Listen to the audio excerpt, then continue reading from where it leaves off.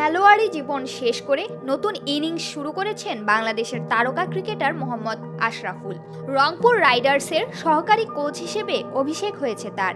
সে ইনিংসের প্রথম কিছুদিন পার করে রোমাঞ্চিত বোধ করছেন, জানিয়েছেন সাবেক বাংলাদেশ অধিনায়ক।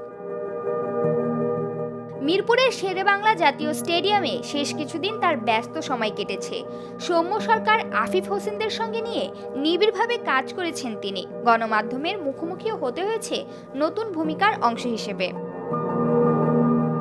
এবার সামাজিক যোগাযোগ মাধ্যমে তিনি লিখলেন, মিরপুরে রংপুর রাইডার্সের কোচ হিসেবে আমার প্রথম কিছুদিন কাটিয়ে বেশ রোমাঞ্চিত আমি। দলের প্রাণশক্তি আর নিবেদনটা বেশ সংক্রামক। গ্লোবাল টি-20 টুর্নামেন্টে আমরা একসঙ্গে কি করতে পারি তা দেখতে তর সইছে না আমার। আপনাদের প্রার্থনা ও সমর্থন আমাদের জন্য অনেক জরুরি। কোচ হওয়ার জন্য আইসিসি লেভেল 3 কোচিং সম্পন্ন করেছিলেন গেল বছর। চলতি বছর তার স্বীকৃতিও পেয়ে যান আইসিসি থেকে, যার ফলে লেভেল 3 কোচ হিসেবে কাজ করতে আর বাধা ছিল না তার। রংপুর সেই সুযোগটাই কাজে লাগিয়ে তাকে কোচ হিসেবে নিয়োগ দিয়েছে। তিনি কাজ করবেন প্রধান কোচ মিকি আর্থারের সহকারী হিসেবে। এর আগে খেলোয়াড়ি জীবনে তিনি বাংলাদেশকে বহুবার আনন্দে ভাসিয়েছেন।